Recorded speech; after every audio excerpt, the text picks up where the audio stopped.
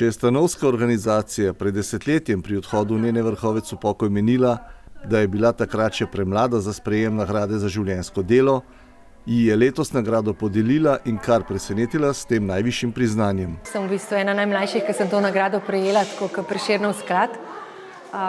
Balerine ponovadi dobijo to nagrado, ki grejo že na pol grobno. Ja.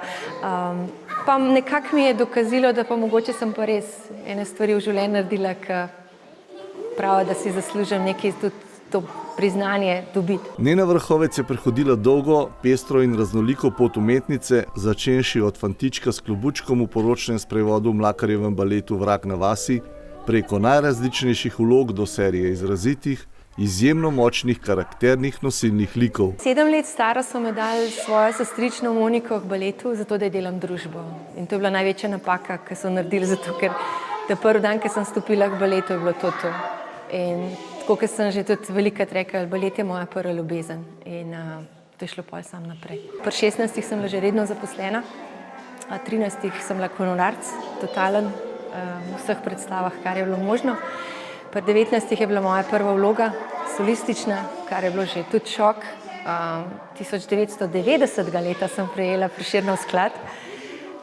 To je bilo tudi presenečenje za tako mladost, ki sem imela Romeo in Julijo pa Belo košuto.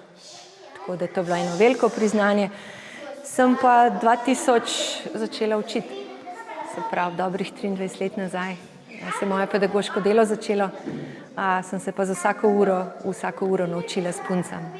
To je bila moja šola. Nimam nobene pedagoške, ampak sem se z leti vse naučila.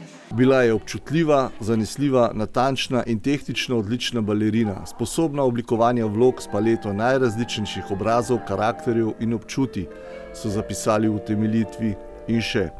Svetla točka v ozvezdju slovenske baletne umetnosti, kamor je Neno umestil kozmos in jo, obdarjeno z mnogimi talenti, podaril naši publiki in ljubiteljem plešočega in lepega. Tudi balet me je marsičesa v življenju naučil. Tudi takrat, ko je bilo najtežje, me je balet ven potegnil. Zato sem vedno na odru odplesala še boljš, ker sem bila jezna ali pa žalostna, ker sem lahko svoje občutke izrazila na odru. Sem bila vsa srečna, da me spustijo na odru, tako kot žival z kletke, sam da sem na oder prišla. Ob njenem odhodu v pokoj pred desetletjem so člani Društva baletnih umetnikov Slovenije zapisali, da je Nena Vrhovec ena od zadnjih balerin, ki so svoj plesno-baletni opus lahko živele in doživele bogato, celovito in umetniško zaokroženo do konca kariere, kar je bilo razumljivo in normalno do trenutka, ko so birokrati in administratorji s svojimi strokovno nepremišljenimi in nepreverjenimi potezami posegli v življenje umetnikov in posredno močno otežili in umetniško ogrozili delovanje baletnih ansamblov obeh naših operno-baletnih gledališč. Sem imela pa čudovito kariero. Take ne vem, če bo še kdo imel, zato ker sem živela v enem obdobju, ko se je največ snemal. Različni koreografi so hodili, pedagogi so bili fenomenalni, tako da sem samo srkala, vzemala, kar je bilo. Pred desetletjem so tudi zapisali pričakovanje, da bo svojim bogastvom znanja in izkušenj prispevala k slovenski baletni umetnosti in pomagala pri razvoju in izobraževanju baletnih plesalcev. Številne baletnice in baletniki so dokaz, da Nena Vrhovec svoje bogate izkušnje zna posredovati naprej in da zna nagovoriti in navdušiti mlade. Vedno sem poudarila, pridite pa plešte z veseljem, pa z ljubeznijo do baleta. Ne pride zato, ker je mamica rekla, da morate priti.